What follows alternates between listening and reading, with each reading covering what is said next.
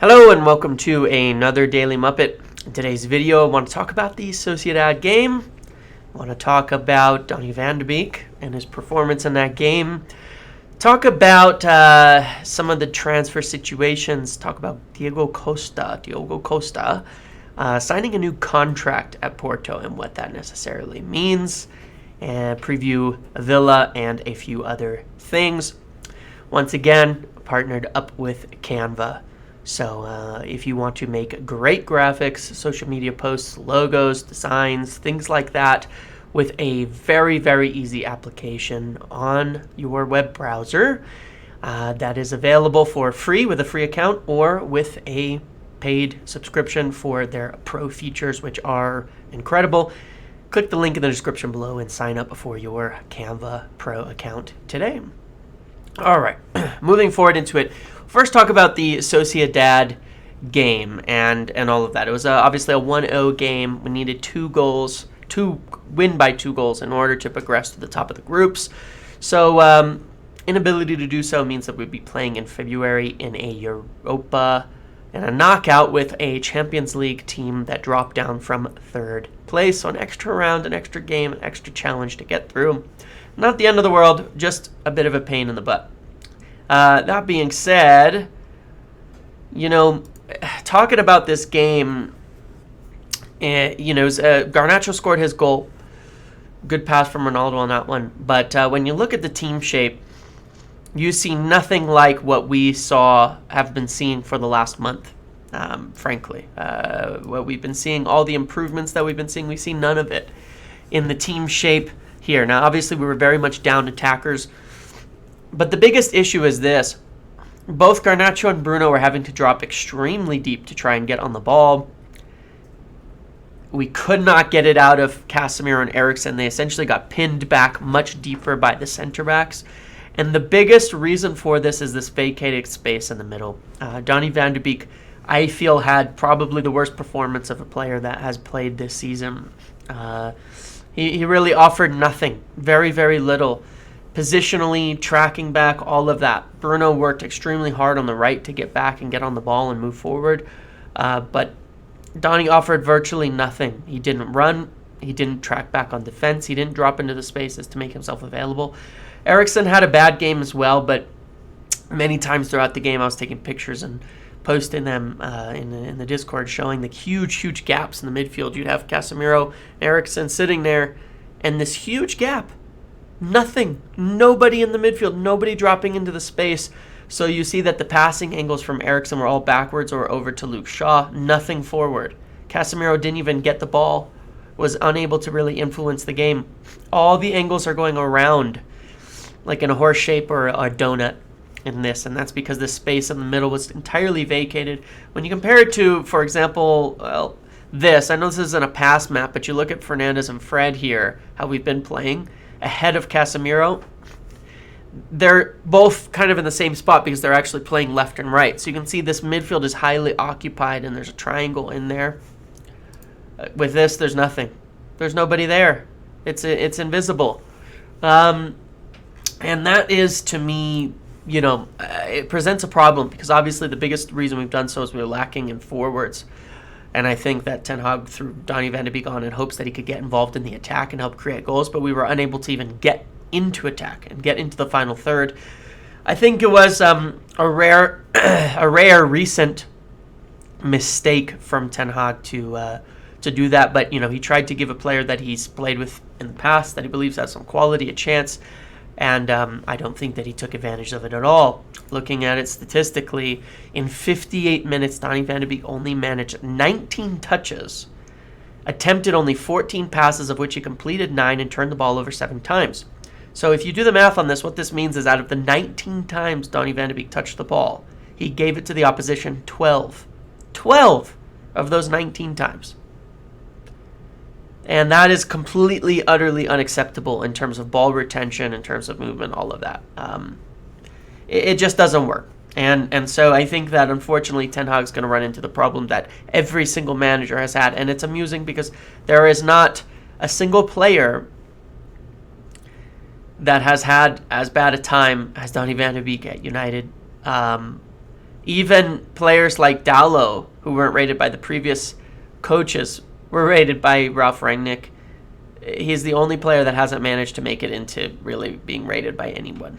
And I think, unfortunately, that Ten Hag's going to find that. He just doesn't do it. He doesn't do it for the team.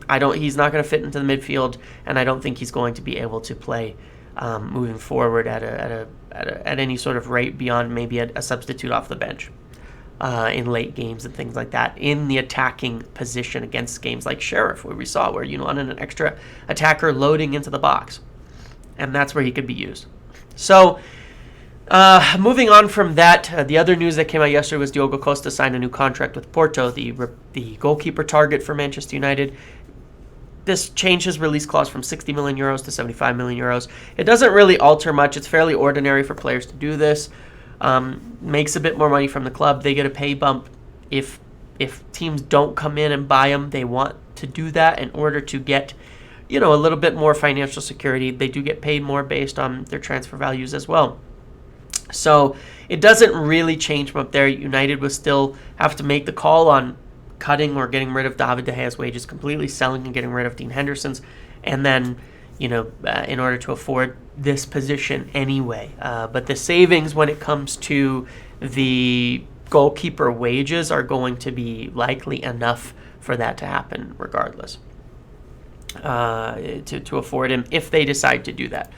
The biggest issue is, of course, striker. You can still see how badly United need a striker, with Erik Ten Hag sending on Harry Maguire up top to try to play long balls, to try and do something at the end of that Sociedad game to get a second goal.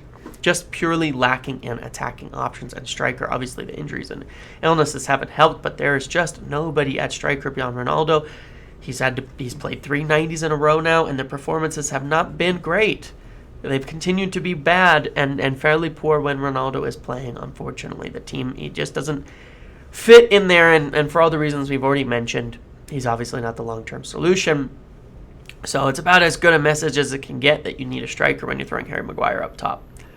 And when you look at January, again, to be very clear, it's unlikely that a purchase is made without a sale. So if Ronaldo can't go, where can you get funds? Well, that's why I spent some time talking about Donny van de Beek. This is something I think Erik Ten Hag has to make sure he gets into the now on, and into the current state of the team. There's very little use for a Donny van de Beek. There's nothing he provides that you cannot get from Bruno, Eriksen, or Fred in the attacking positions, who provide way more. More energy, more speed, more pressing, more passing, more movement, more all of it. In the attack, he's not going to provide more than Sancho, Antony, Rashford, or Ronaldo. So, what do? You sell him. You move him on where he'd have some value. You sell him, and that allows you to purchase someone like Cody Gakpo in January, where you'd purchase a striker in addition in the summer. And that is what United should be looking at, and that, I think, is something Erik Ten Hag is going to have to come to grips with, and maybe will. There's no reason to hold on to it. I don't think that there's anything Donny van de Beek as a player provides that necessitates United to keep him at this stage in time. He's not a deep midfielder. He's not an attacker. It's a luxury player. You got to let him go. And it's an area where then United could reinvest those funds, where the player would want to move on to get more permanent play time. He's out of the Dutch national team now because he's not playing. He's not going to get a lot of minutes under Ten Hag leading up to the World Cup. Let him go and use the money to get a striker in January. That's the best bet, because it's unlikely for Ronaldo to have options in January. So that's it. I don't see anyone else you could safely let go of in the team that you wouldn't have to replace. You see, you don't have to replace Donny van de Beek because we have plenty of midfielders. You can replace Donny with a striker. There's nobody else I can see that there's a way to raise funds and reduce the squad, which is full at the moment, reduce the squad space. So that's what I would say and look at, and I think perhaps we could look at as a possibility come January. That's the player that could be moved on for space. And then it's been confirmed today as well that Facundo Pellistri will be looking for a loan in January. My understanding is he's looking for a loan in January and looking to potentially move on after that if he continues, as again, to not be chosen in the team. And I think that's what will happen. I think he could get loaned in January and eventually then, with some decent performances, get a sale in the following year. Moving on to a preview for Villa, we're going to be playing, of course, against Villa at the weekend and then again. And Unai Emery is now appointed as the manager, did his first press conference. So we can kind of expect what he's going to do, especially with an unfamiliar team, is likely to defend. And given that Bruno is suspended for the weekend as well, I think that this is clearly what you've got to do. Now, I don't know who's going to be available in attack. Rashford and Garnacho, I know. If Antony is available, you play him on the right 100%. If Antony and Sancho are available, put Sancho on the left and Antony on the right 100%. The midfield has to be Casemiro, Fred, Eriksen. It really has to be. We need the energy, we need the ball winning, and we need Eriksen to play in a more advanced position with Fred being allowed to actually clean up, help with Casemiro, win the ball, keep us dominating in possession, winning it high up the pitch, and quickly getting into attack because we do lack these goal threats. So I would play as well Martinez and Lindelof at the back. I don't think they have any huge goal threats against us, big players, things like that, where you wouldn't want to play Lindelof. This has to be it. Again, I don't know who's going to be available in the attack, so that's certainly there. But that midfield and back line, it's got to be that. It cannot be anything but that. We have to be winning the ball high. We have to have a lot more energy. You can see in the last few games kind of the downsides. Eriksen playing deep has not been that good. And I keep insisting on this. He had a poor performance for Sociedad. He's not that good deep. Since we've switched to a more dominant style of play, Eriksen has struggled. His best game was against Sheriff, where he was playing in the attack as the 10, with Bruno was actually in the attack. He's got to be more involved in attack and creating around the box. And you want Fred doing that cleanup role next to him. The Tottenham game was our best performance of the season. Was no accident. It was Casemiro, Fred, and a 10 in Bruno. That has to be replicated right now. And they have to solve this midfield problem because you've seen the energy slipping. You've seen us be incapable of controlling games as much with Eriksen deep because he gets bypassed very easily. And it's just the type of player he is. His qualities around the box and creativity are so needed when we're lacking in goal threats. So he needs to be up there. I think this has to be it. And I think Ten Hag has to get this right now because he's been playing around with it a bit, but surely he can see that we need to start dominating these games again and going back to what has been working. So that's what I would hope and expect. And since Bruno's not available, this is what you've got to go. You've got to get that energy in the midfield. I wouldn't even care if it was Scott at Fred's position. It's just, winning the ball and pressing, but I think Fred is better in quickly moving the ball into the attack and getting it forward from those positions. So either way, I think this is what we've got to do.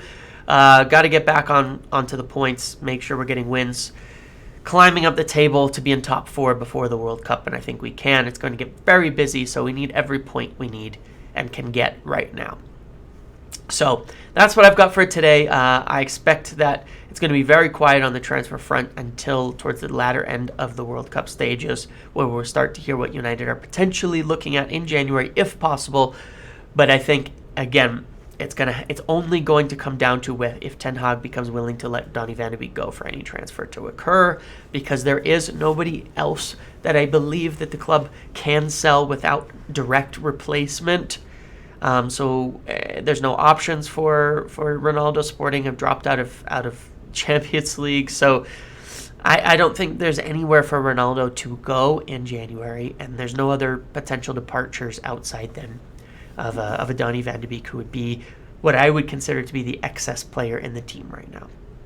So that's what I've got. Let me know of your thoughts in the comments below on Sociedad, on this, on Costa, on the striker situation for January, if it makes sense to let go of Donny van de Beek, on Villa, who you would start. Let me know. So again, thank you for watching. Make sure to like, comment, subscribe, turn notifications on, and I will see you in the next video.